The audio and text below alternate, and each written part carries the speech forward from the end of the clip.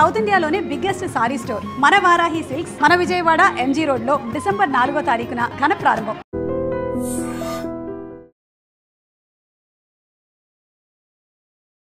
నమస్కారం, welcome to I dream. ధర్మ మార్గం విత్ విజిత కార్యక్రమానికి స్వాగతం.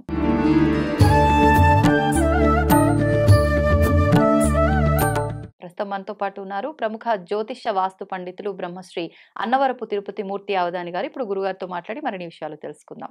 నమస్కారం గురుగారు. ఓం శ్రీ మహాగణాధిపతయే నమః. గురుగారు, మార్గశిర మాసంలో వచ్చే పౌర్ణమి యొక్క విశిష్టత గురించి తెలియజేయండి. తప్పకుండా.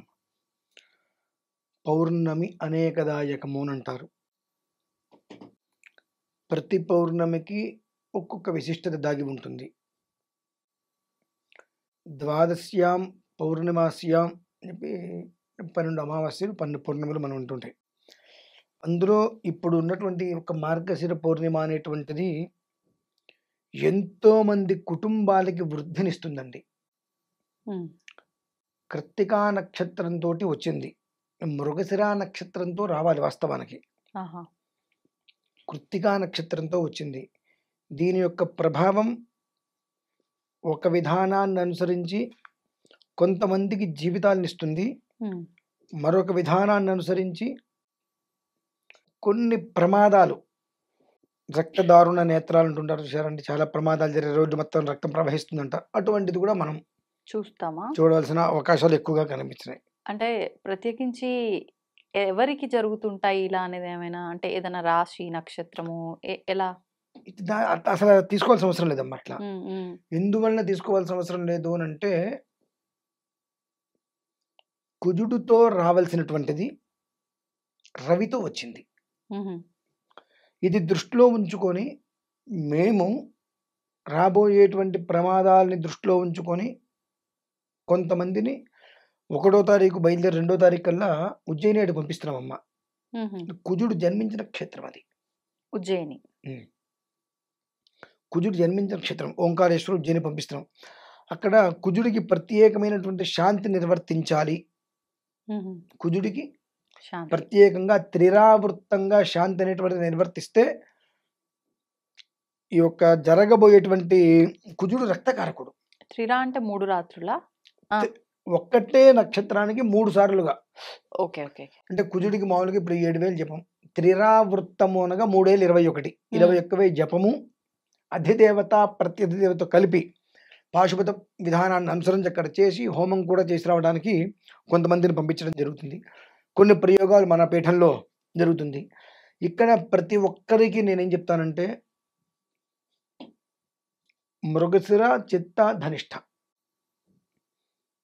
ఈ నక్షత్రం వారు ప్రధానం. ఆల్మోస్ట్ అన్ని నక్షత్రాల వాళ్ళకి సమస్య ఉన్నది, ఈ వీరు ప్రధానం. అలాగే కుజదోషం అనేటువంటిది ఎవరికైతే ఆపాదించి ఉన్నదో వారందరూ కూడా వారి ఇళ్ళ దగ్గర ఉన్న దేవాలయాలు కానీ దేవాలయాలకు వెళ్ళో లేదా ఇంటికి ఒక పురోహితుని పిలిపించుకోను అంగారక సహిత సుబ్రహ్మణ్య త్రిరావృత్త పాశుపత శాంతి అని ఉంటుందమ్మా. అది ఒక 3 రోజుల ముందు నుంచే మొదలు పెట్టించుకొని 4వ తారీఖుకి పౌర్ణమి నాటికి పూర్తి చేసుకునేటట్టుగా చేసుకోవడం చాలా శ్రేయోదాయకం. ఎందువలనంటే కుజుడు రక్తకారకుడు. చాలా ప్రమాదంలో ఎర్రటి రక్తపు మడుగు మనం చూడవలసిన పరిస్థితి వస్తుంది, ఎవరికైనా కావచ్చు. ఎప్పటి వరకు అండి? కనీస మాత్రంగా ఒక 18 నుంచి 22 రోజులు వ్యవధి. పౌర్ణమి నుంచి 22 రోజుల వ్యవధి.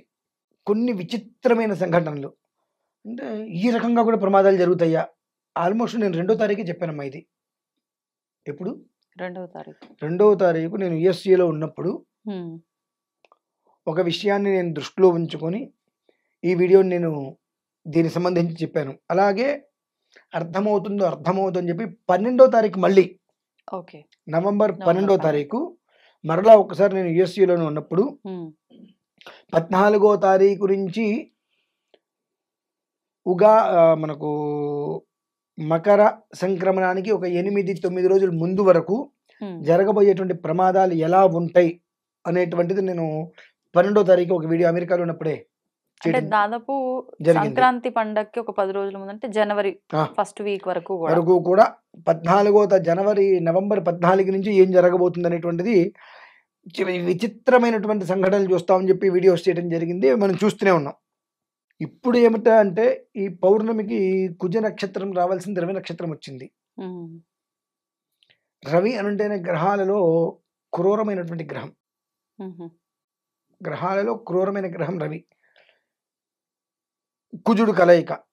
ఈ రెండు అనేటువంటిది కారణం వలన ఆయనేమో ఎండతో చంపేస్తాడు, వేడితోటి ఆయన చంపుతాడు. రోగక్రమంగా ప్రమాద రూపంలో ఈయన ఇబ్బంది పెడతాడు కుజుడు. కాబట్టి ఈ ఇద్దరి నుంచి మనం తప్పించుకోగలగాలి అంటే సుబ్రహ్మణ్యపూర్వకంగా అంగారక పాశుపత ప్రయోగం అనేటువంటి శాంతి చాలా తప్పనిసరి.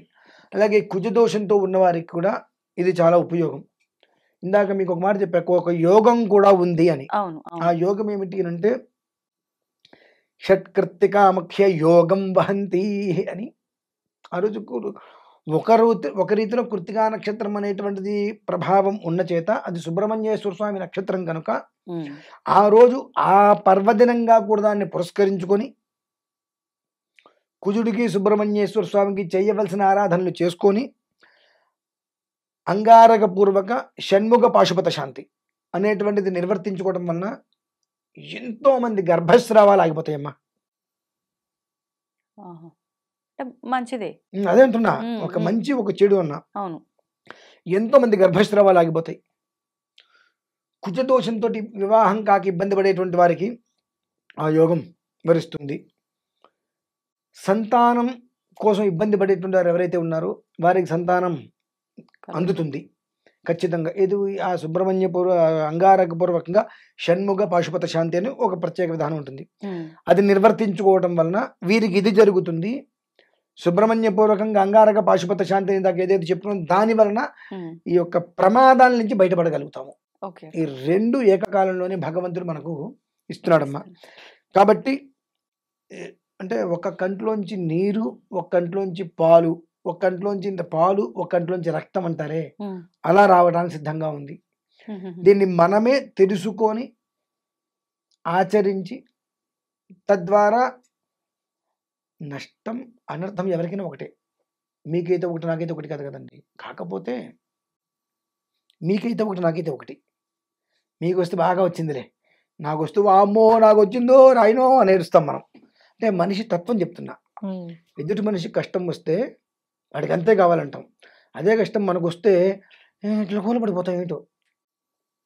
అప్పుడు దాన్ని మనం అనుభవిస్తున్నాం కదా మరి. కానీ నువ్వు నీకు సిగ్గుంటద్దు అనుభవిస్తున్నాం కదా అనేటప్పుడు ఎదుటి మనిషికి కష్టం వచ్చినప్పుడు నువ్వు నవ్వావుగా, నవ్వుతూ చేసేది ఏడుస్తూ అనుభవిస్తారంటారు. ఇదే అనమాట. కనుక ఎదుటి మనిషికి కష్టం వచ్చింది నవ్వద్దు, ఉమ్, సహకారం చేయకపోతే మానేసి, కానీ నవ్వద్దు. నువ్వు మ్మ్. నవ్విన రోజు నాడు నీకు వస్తుంది అంతకు మించిన కష్టం, అనుభవించడం కష్టం అది. కాబట్టి అవి మాలాంటి వాళ్ళు ఏం చెప్తారు, నాయన కష్టం నీకైనా నాకైనా వాళ్ళకైనా ఎవరికైనా ఒకటే, అది రానంత వరకే. ఉమ్, అది వస్తే నువ్వు మొత్తం కట్టి కుడిపేస్తుంది ఎవరినైనా సరే. కనుక దీనికి బ్యాలెన్స్డ్ అవసరం. ఇది ఉమ్, మంచి చెడు రెండు ఒకే తాటి మీద రాబోతున్నాయి. రాబోతున్నాయి. కాబట్టి ఇటు సుబ్రహ్మణ్యేశ్వర స్వామికి కుజుడికి సంబంధించి అంగారక షణ్ముఖ పాశుపత శాంతితో ఉమ్, ప్రయోగ హోమంతో భ్రూణ హత్య అంటారు వీటిని. వాటిని నిర్వీర్యం చేయవచ్చు, నివృత్తి చేసుకోవచ్చు. అంటే అబాషన్స్ కాకుండా. ఉమ్, ఉమ్, అది 1వ నెలైనా 2వ నెలైనా 3వ నెలైనా ఎప్పుడైనా అబాషన్ అంటే ఆ తల్లి కడుపు కోతాయి. అవును. వాడు ఏమిటో వాడు రూపేంటో రంగేంటో ఏమిటో తెలియదు, కడుపుతో రాగానే ఆనందపడతారు. అబాషన్ అయితే ఆ బాధ వర్ణనాతీతం. కాబట్టి దాని నుంచి అబాషన్స్ కాకుండా కాపాడుకోవడానికి అది ఉపయోగం. ఉమ్, కుజదోషం బాగా వచ్చి వివాహం కాక ఇబ్బంది పడేటువంటి వాళ్ళకి అది నివృత్తి. ఓకే. ఇవి ఒకటి. ఉమ్, ఇటువైపు నుంచి చూస్తే కుజుడు రక్తకారకుడు కాబట్టి అక్కడి నుంచి వచ్చేటువంటి 18-20 రోజుల్లో రాబోయేటువంటి ప్రమాదాలని హరించడం కోసం ఆ విధానం. ఈ రెండిట్లని, ఉమ్, ఈ రెండు భాగాల్ని సమపాలంగా తీసుకొని ఉదయం ఒకటి సాయంత్రం ఒకటి నిర్వర్తించుకోగలిగితే ఆ రోజున జాగ్రత్తగా బ్యాలెన్స్డ్గా బయటపడగలుగుతారండి ప్రతి ఒక్కరు. అంటే ఎక్కువగా ఇబ్బంది పెట్టకుండా ఉంటుందనా అది చేసుకోవడం వల్ల? పెట్టకుండా ఉండాలని.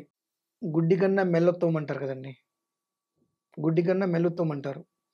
కాబట్టి కష్టమైనా, నష్టమైనా ఒక ప్రయత్నం చేయండి. పోతే ఏమవుతుంది? ఒకరోజు మీకు వేస్ట్ అవుతుంది. దాని ఫలితం రాదలుచుకుంటే 10 ఏళ్ళు హాయిగా ఉంటారు. వాస్తవం. ప్రమాదాలు లేకుండా. అంతే కదండీ. ఆ ఒక్క ప్రయత్నం చేయడం శ్రేయస్కరం పౌర్ణమి రోజు నాడు. గురుగారు, మార్గశిర పౌర్ణమి రోజున విశేషంగా ఏదైనా క్షేత్ర దర్శనం గాని, ఆలయ దర్శనం గాని చేసుకుంటే బావుంటుందా? అంటే ఎన్నెన్నో క్షేత్రాలు ఉన్నాయి, ఎన్నెన్నో ఆలయాలు గూడా ఉన్నాయి. విశేషంగా ఏ క్షేత్ర దర్శనం చేసుకోవచ్చంటారు ఆ రోజున? తప్పకుండా అమ్మ. ఆ రోజు కృత్తికా నక్షత్రంతో వచ్చింది కాబట్టి ఒక రహస్యం నేను మీకు వివరిస్తా. హ్మ్. ఇది సకల మానవాళికి శుభకరమైనటువంటిది. శోభాయమానమైనటువంటిది. ఆ క్షేత్రమునందు ఇప్పటికీ ఓ 18 సంవత్సరాలలో ఒక 700 మందికి పైన సంతానాన్ని అందించింది. ఓహో! అలాగే అంతమందికి పైన వివాహ యోగాన్ని కూడా ఇచ్చినటువంటిది. విజయవాడ దగ్గర మాది. హుహు. ప్రకాశం బ్యారేజ్ దాటిన తర్వాత తాడేపల్లి ఏదో ఉంది. అక్కడ కొండ మీద 18 ఏళ్ల క్రితం ఒకతనికి స్వామివారి కల్లో కనిపించి, నేను కొండ మీద ఉన్నాను, నన్ను కాపాడుకో. ఎట్లా నీ పిల్లవాడిని నువ్వు కాపాడుకున్నట్టుగా, రక్షించినట్టుగా కాపాడన్నారు. కొండ మీదకి మార్గం కూడా స్వామివారి కల్లోనూ చూపించారు. ఓహో! సరే అతను ఆ మార్గాన్ని, ఆ రాళ్ళు కొండలు ఎక్కుంటూ పైకి వెళ్తే అంత చిన్న పుట్ట. అతను సొంత డబ్బుతో కింద నుంచి పై వరకు మెట్లు వేశాడండి. చాలా చిన్న ఒక మొబైల్ షాపు. అతనిది. అందులో వచ్చేటువంటి ప్రతి రూపాయిని తన కుటుంబాన్ని పోషించుకుంటూ కొండ మీద వరకు మెట్లు వేసేశాడు. చాలా అద్భుతంగా. హ్మ్. నాగుల చవితి కానీ, సుబ్రహ్మణ్య షష్ఠి కానీ, హ్మ్. షష్ఠి అనేటువంటిది వచ్చినప్పుడు, లేకపోతే కృత్తికా నక్షత్రం అనేటువంటిది వచ్చినప్పుడు జనాలు చాలా విశేషంగా స్వామివారి దగ్గరికి వస్తూ ఉంటారు. వందలాది మందికి సంతానం కలిగిందమ్మా అక్కడ. ఓకే. అది చాలా విశేషం. సంతానం కలిగిన ముందో, అంటే అమ్మాయి గర్భవతిగా ఉన్నప్పుడు, సంతానం కలిగిన తర్వాత ఒక బొమ్మ తీసుకొచ్చి అక్కడ పెట్టేస్తారు. అంటే ముందు ఏమైనా మొక్కుకుంటేనా? ఏం లేదు. ఏం లేదు. నార్మల్‌గా. అక్కడికి వస్తారు. హ్మ్. అక్కడేవో వాళ్ళు పాలు పొంగించుకోవడం ఏవో చేసుకుంటుంటారు. షష్ఠికి అక్కడ సంతానానికి సంబంధించినటువంటి హోమం. హ్మ్. అలాగే కృత్తికా నక్షత్రం ఒకటి. హ్మ్. ఆ కృత్తికా నక్షత్రం రోజు నాడు విశేషంగా యజ్ఞప్రసాదం ఇస్తారక్కడ. అంటే యజ్ఞం చేసిన ఆ సుబ్రహ్మణ్యేశ్వర స్వామి వారికి మంత్రపూర్వకంగా హోమం చేసి ఆ ప్రసాదాన్ని, యజ్ఞప్రసాదాన్ని అందిస్తారు. ఓకే. అది తీసుకున్న వాళ్ళల్లో 10లో 9 మందికి సంతానం కన్ఫర్మ్. ఓకే. 10లో 9 9 మందికి ఖచ్చితంగా సంతానం. అదొక రూఢి అక్కడ హుహు. జరుగుతుంది అట్లా. ఒకళ్ళకైతే ఇద్దరు ఆడపిల్లలు. ఇద్దరు ఆపరేషన్ చేయించుకున్నారు. కొంతకాలం స్వామివారి దగ్గర ఎప్పుడూ సేవ చేసుకుంటూ, నాకు మగ పిల్లవాడు కావాలని వాళ్ళు ఎప్పుడు కోరల. ఆయన దగ్గర సేవ చేసుకుంటూ ఉన్నారు. అనుకోకుండా అమ్మాయి గర్భవతి అయింది. ఓహ్! ఇద్దరికీ ఆపరేషన్ అయిపోయింది. హ్మ్. మగ పిల్లవాడు పుట్టాడు. ఆ పిల్లవాడికి వెనకాల పాము పరగ ఇచ్చినట్టుగా ఇక్కడి వరకు వస్తుందండి. మచ్చా? ఆ! అంటే ఆ శిరస్సు చూస్తే వెనకాల ఆ! తలే అలా ఇలా అనిపిస్తుంది. మావ ఇదంతా నార్మల్‌గానే ఉంటుంది. కానీ కాస్త పర్టిక్యులర్‌గా చూస్తే హ్మ్. పాము పడగ ఇచ్చినట్టుగా ఇలా చక్కగా హ్మ్. కనిపిస్తుంది శిరస్సు. అంటే ఆయన సుబ్రహ్మణ్య స్వామి మా ఇంటికి జన్మించారు. రకరకాలుగా హ్మ్. చెప్పుకుంటూ పోతే అనేకమున్నాయండి. హ్మ్. ఇవాల్టికి కూడా సీసీ కెమెరాల్లో ఆ విజువల్స్ చూస్తే అర్థమవుతుంది. కృత్తికా నక్షత్రం ఒకటి, షష్ఠి ఒకటి, పర్వదినాలు వచ్చినప్పుడు అక్కడ చిన్న ట్యూబ్ లైట్ ఉంటుందమ్మా రాత్రిపూట. అసలు లైట్ లేకుండా ఉండకూడదు కాబట్టి చిన్న ట్యూబ్ లైట్ వేసేస్తారు. ఎవరో టార్చీ లైట్ వేస్తే, హ్మ్. లైట్ ఫోకస్ వేస్తే ఎలా అయితే గనక ఫోకస్ పడుతుందో అలాంటి ఫోకస్ పడుతుంది ఎప్పుడో ఒక రోజు. మంగళవారం కావచ్చు, షష్ఠి లేదంటే కృత్తికా నక్షత్రం. ఎక్కడ పడుతుంది? ఆ పుట్ట మీద మొత్తం అంతా అటు ఇటు ఒక వైబ్రేషన్ శక్తిలాగా అది. ఓకే. ఓకే. ఎవరన్నా చూస్తే వీళ్ళెవరో టార్చీ లైట్ తోటి ఏదో వేస్తున్నారు హ్మ్. అన్నట్టుగా హ్మ్. కనిపిస్తుంది. మరెందుకని అలా ప్రకాశంగా ఆ ఉంటుందంటారు ఒక నీడ? 10 నిమిషాలు, 5 నిమిషాలు ప్రకాశవంతంగా వస్తుందంటే అక్కడ భగవంతుడు ఉన్నాడు.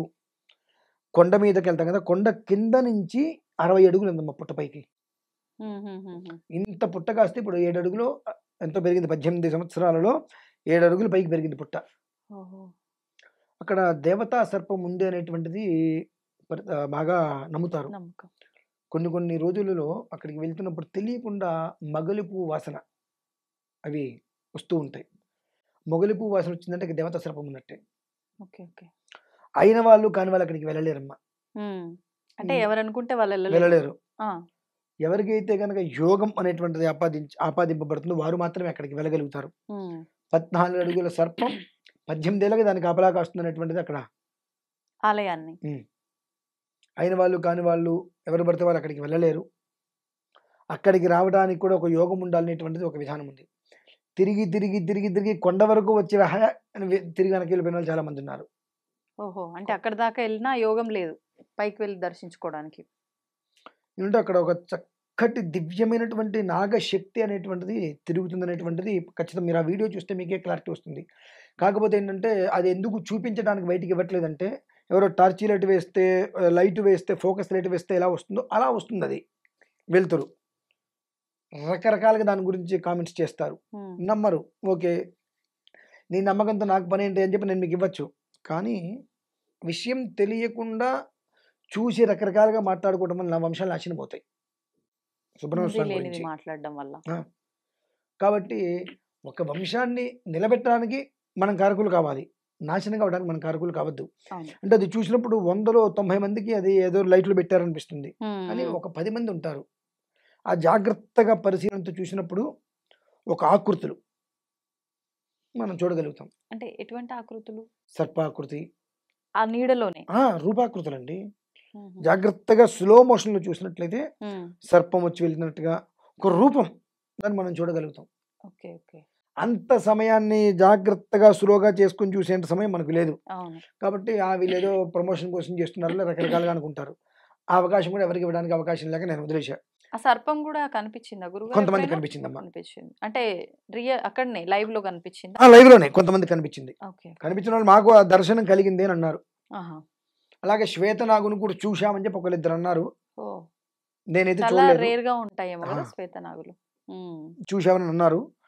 18 ఏళ్ళగా ఒకతనికి కళ్ళలో కనిపిస్తే దాన్ని జాగ్రత్తగా ఇవాల్టి వరకు తీసుకుంటూ వచ్చారు. అసలు విషయం ఏంటంటే అమ్మా, రేపు 4వ తారీఖు సంతానం కోసం ఎదురు చూసేటువంటి వారు ఎవరైతే ఉంటారో వారికి అక్కడ యజ్ఞప్రసాదం ఇస్తారు. ఓహో! సుబ్రహ్మణ్య, షణ్ముగ కొన్ని రకాల మంత్రాలతో కొన్ని రకాల మూలికలతో హోమం చేసి ఆ యజ్ఞ ప్రసాదాన్ని సంతానం ఎవరైతే కనుక సంవత్సరాలైంది సంతానం కలగట్లేదు అనేటువంటి బాధలు ఎవరైతే ఉంటారో వారికి ఆ యజ్ఞ ప్రసాదం ఆ రోజు అందిస్తారమ్మా.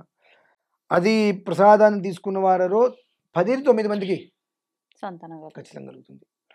ఆ ఒక్కళ్ళకి ఎందుకు కలగదండి? కర్మయోగం. అంటే ఏమిటంటే కొంతమంది తప్పదు కాబట్టి చెప్తున్నాను. డేట్లో ఉన్న వాళ్ళు కూడా బాధ ఉంటుంది వాళ్ళకి సంతానం కలగట్లేదని చెప్పి.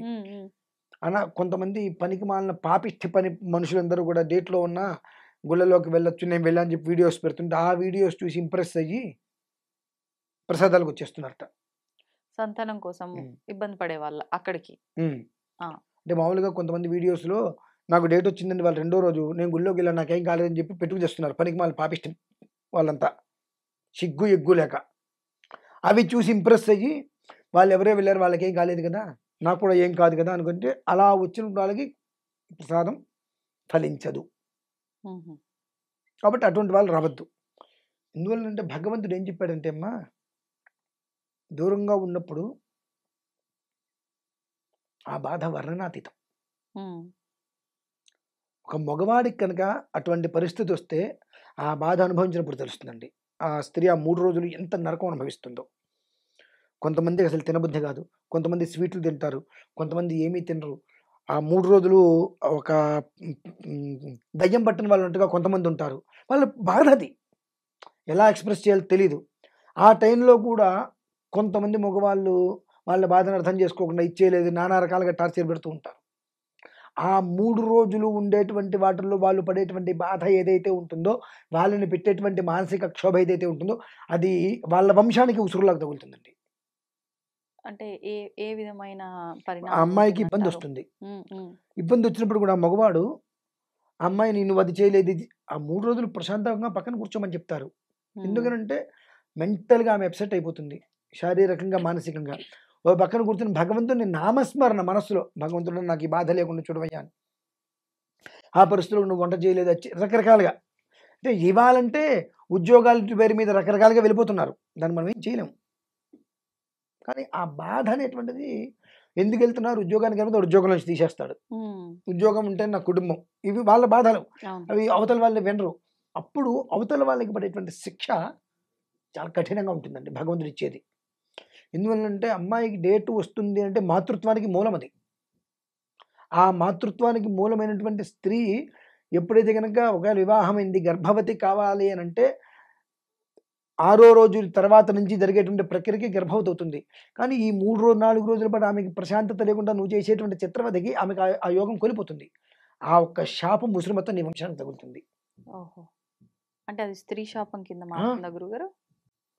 కాబట్టి అలాంటివేదైనా ఉన్నటువంటి వారు కూడా మనస్ఫూర్తిగా నమస్కారం చేసుకొని ఆ శాపం నుంచి విముక్తులు అవ్వడానికి కూడా మంచి అవకాశం తరుణం ఇది.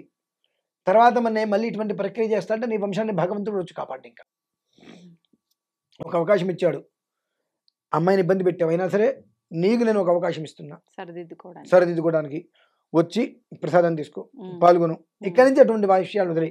కాదు నేను ఇలా చేస్తాను అని అంటే ఆ తర్వాత నువ్వు 60 అడుగులు సుబ్రహ్మణ్య స్వామి విగ్రహాన్ని ప్రతిష్ఠ చేసిన ఆ దోషం నుంచి బయటికి వాళ్ళే. అవునా? అంత బాధ అంటే అది. కాబట్టి ఇటువంటి అనేక బాధలకి విముక్తి గర్భస్రావాలకి కాకుండా జన్మతహాగా కూడా ఎన్నో ప్రయత్నాలు చేసి అనేక ప్రయత్నాలు విఫలమయ్యినట్టు వారందరికీ కూడా రేపు 4వ తారీఖు కృత్తికా నక్షత్రం రోజు నాడు చేసేటువంటి విశేషమైన హవనంతో ఇచ్చేటువంటి ప్రసాదం ఏదైతే ఉంటుందో ఆ ప్రసాదంతో వాళ్ళ కలుపు పడుతుందమ్మా. అది ఖచ్చితం. ఆ రోజుకి విశేషం అక్కడ.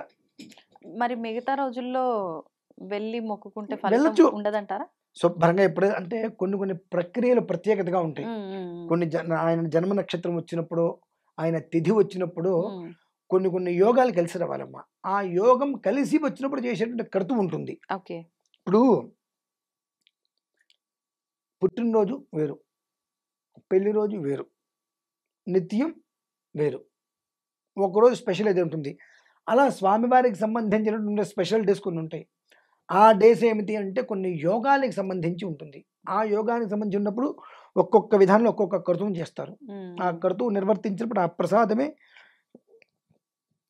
అనుగ్రహ ఫలంగా ఆ కుటుంబాన్ని వృద్ధి చేస్తుందమ్మా. అంతటి పర్వదినం అదైతే.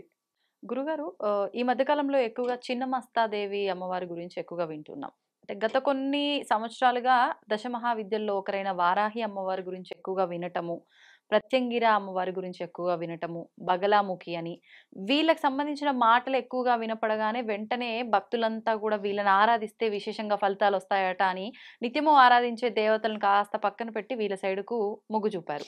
అదే విధంగా ఇప్పుడు చిన్నమస్తాదేవిని తెర ముందుకు తీసుకొచ్చారు.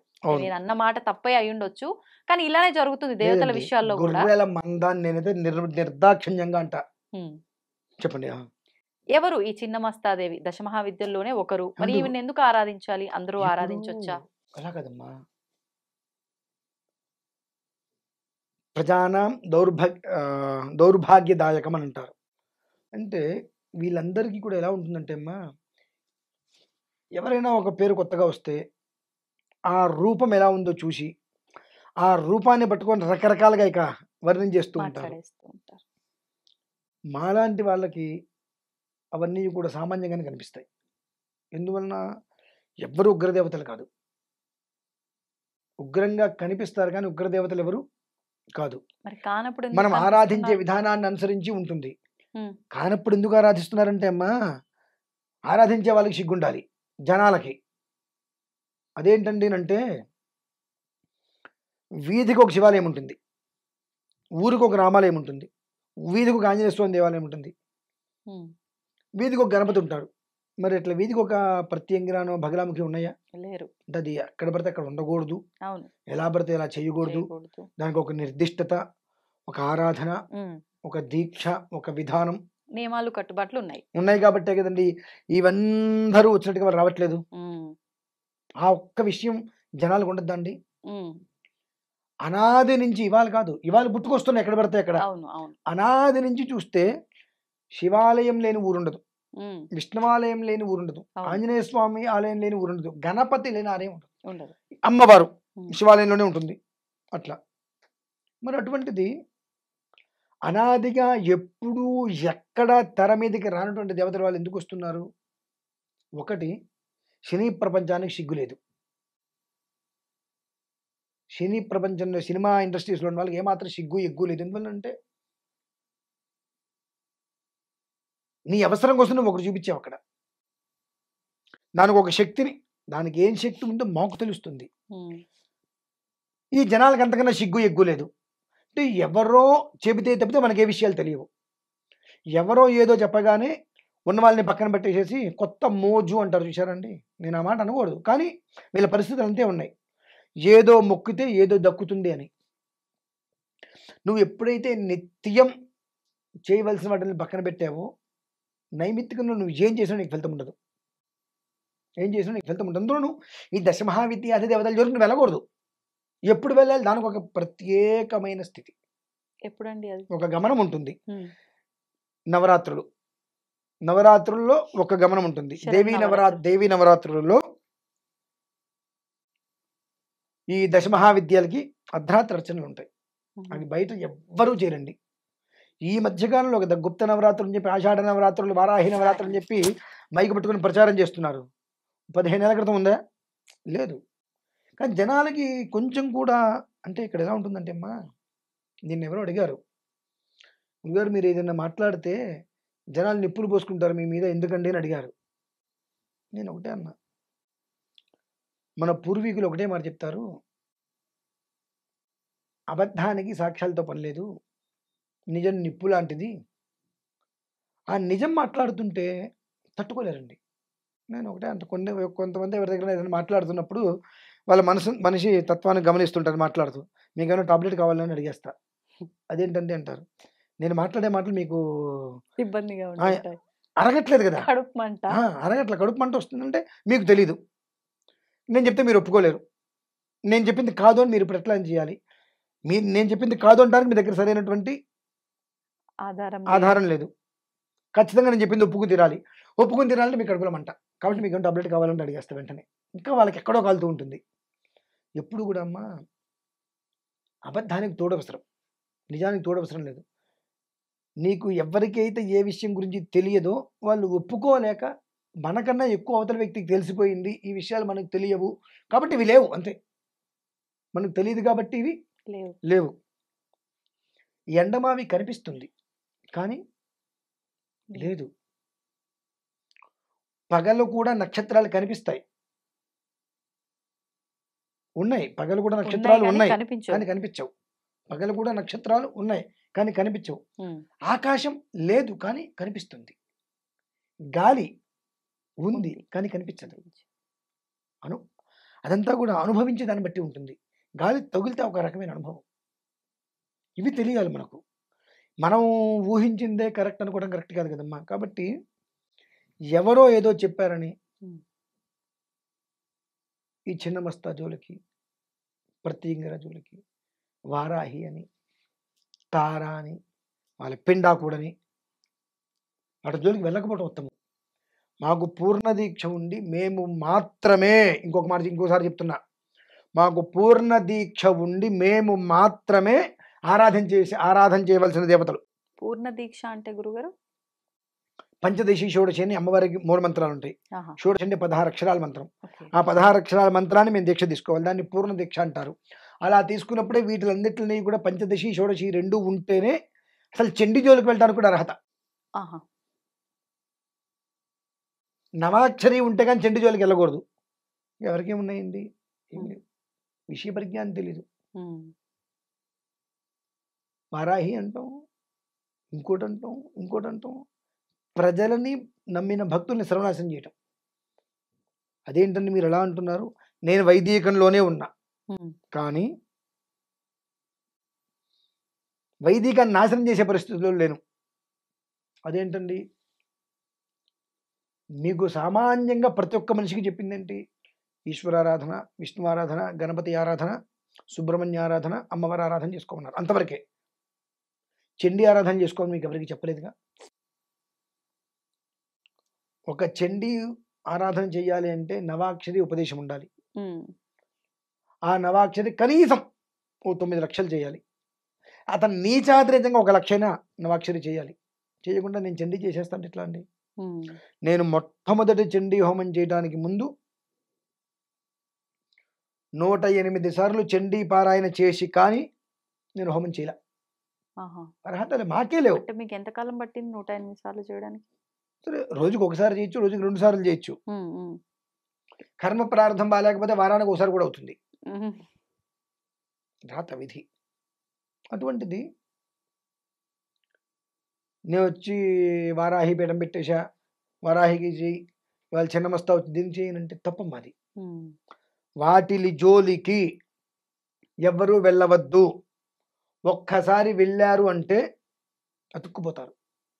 అతుక్కుపోతారంటే బయటికి రాలేరు అందులో నుంచి. ఓకే. ఒక రకమైనటువంటి ఎట్లా ఉంటుందంటే అమ్మా, ఓం నమ శివాయ అనేవి 8 అక్షరాలు, అంతేనా? ఓం నమ శివాయ 8 అక్షరాలు, అవునా కదండి? నమ శివాయ 5 అక్షరాలు, ఓం కలిపితే 6 అక్షరాలు. మరి నేను 8 అక్షరాలు ఎట్లా అన్నా? అందుకే లెక్క పెడుతున్నా. అకార ఉకార మకారం కలిపితే ఓం, అవి 3, నమ శివాయ 5, 8 అక్షరాలు. ఈ ఓం నమ శివాయ అనేటువంటి అక్షరాలతో వెంటిలేటర్ తీస్తే మనిషి చనిపోతాడు అంటే మనిషిని బ్రతికించవచ్చు కొన్ని పాశుపతాలు చేస్తే. అదే ఓం నమ శివాయ అనే మంత్రంతో చక్కగా ఆరోగ్యంగా ఉన్న మనిషిని చంపేయచ్చు. ప్రకృతి వికృతి నువ్వు ఏ రకంతో ఆరాధించుకుంటున్నావు. ఇప్పుడు కామాఖ్య అమ్మవారింది, నేను ఇంట్లో కామాఖ్య ఆరాధన చేస్తా. నేను ఎలా చేస్తాను? తేనె, పాలు, పంచదారతో చేస్తా, సాత్వికంగా. కామాఖ్య అమ్మవారి దగ్గర రక్తంతో చేస్తున్నారు. అవును. నువ్వు ఏ రకమైనటువంటి ఆరాధన చేసేవో దానికి అక్కడ ఆ వికృతి ప్రకృతి శక్తి అక్కడ ఉంటుంది. దాన్ని నువ్వు తాంత్ర ప్రయోగంగా తీసుకొస్తే తాంత్రిక శక్తులనే ఇస్తుంది. మంత్ర ప్రయోగంగా ఆరాధిస్తే మంత్ర శక్తులనే ఇస్తుంది నీకు.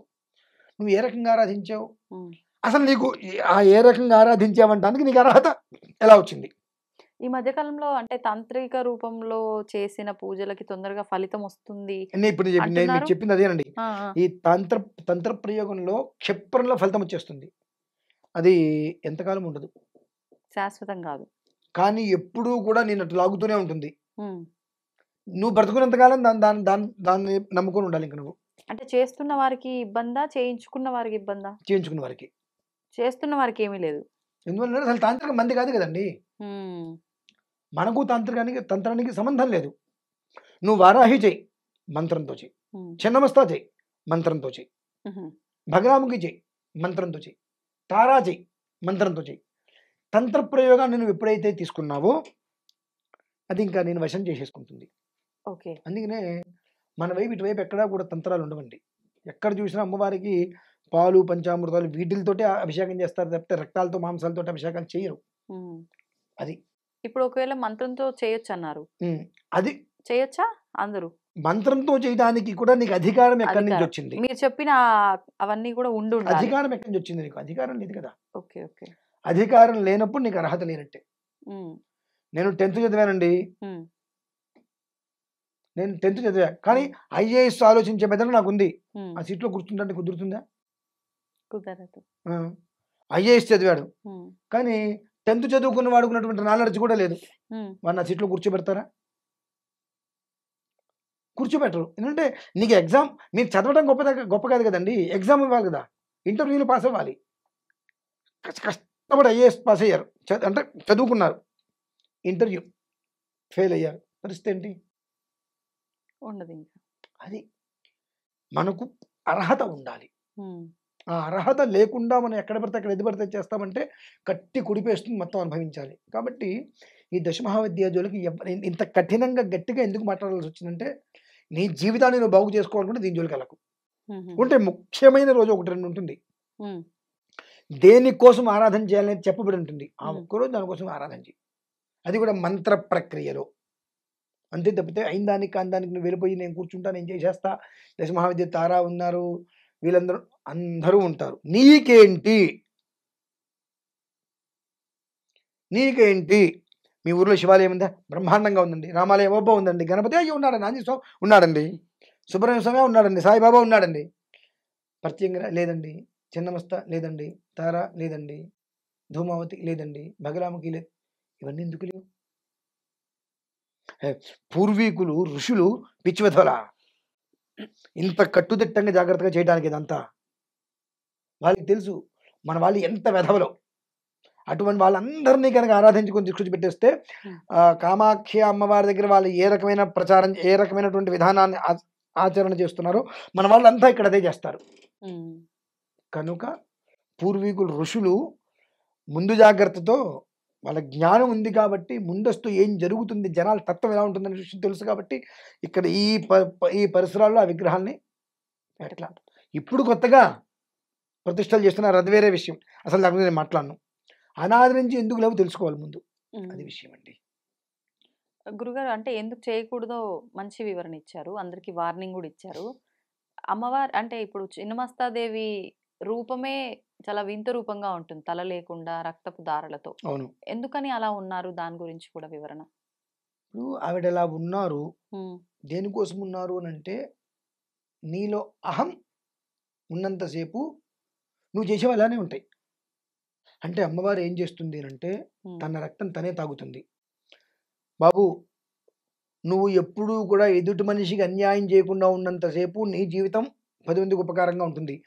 10 మందికి నువ్వు అపకారం చేస్తూ ఉంటే నీ రక్తాన్ని నువ్వు తాగడమే తప్ప ఎలాంటి ఉపయోగము లేదు అని కొన్ని దానికి మూలార్థాలు చాలా ఉన్నాయి. అంటే ఒక మనిషికి అర్థం కావాలి ఆ రూపం అంటే ఏమిటి అన్న విషయం గురించి ఇది 2014లోనే వచ్చిందండి ఈ విషయం. 2014లో నేను నవరాత్రులు ఇదే విగ్రహాన్ని ఫోటోలు పెట్టి చేశా. అప్పుడు నా మీద చాలా మంది చిన్నమస్తాగా చేస్తారు, అచ్చేస్తారు, ఇచ్చేస్తారు. శృంగేరి నుంచి వచ్చింది ఇప్పుడు విషయం. ఆయన చేస్తుంది కరెక్ట్, ఆయన జోలికి ఎవరు వెళ్ళకండి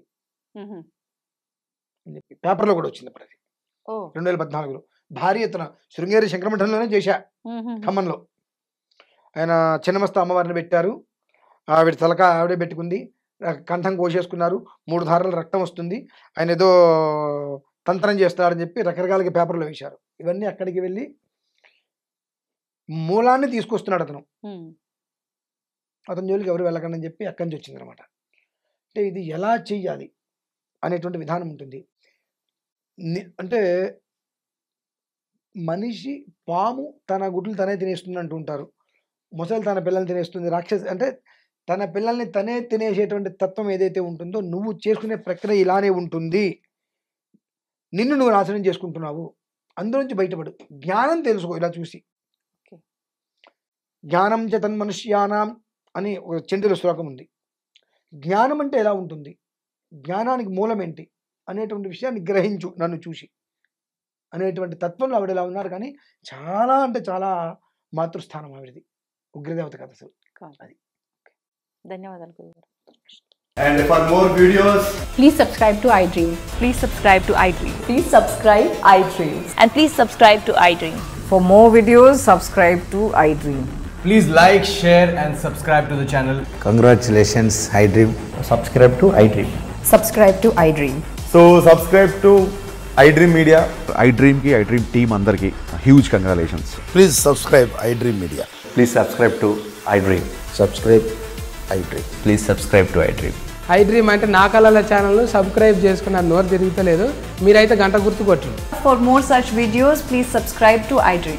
Subscribe to iDream. Please subscribe to iDream. Please subscribe iDream Media. Please do subscribe to iDream. Please subscribe to iDream Media. For best entertainment and information, please subscribe iDream. And don't forget to subscribe to iDream.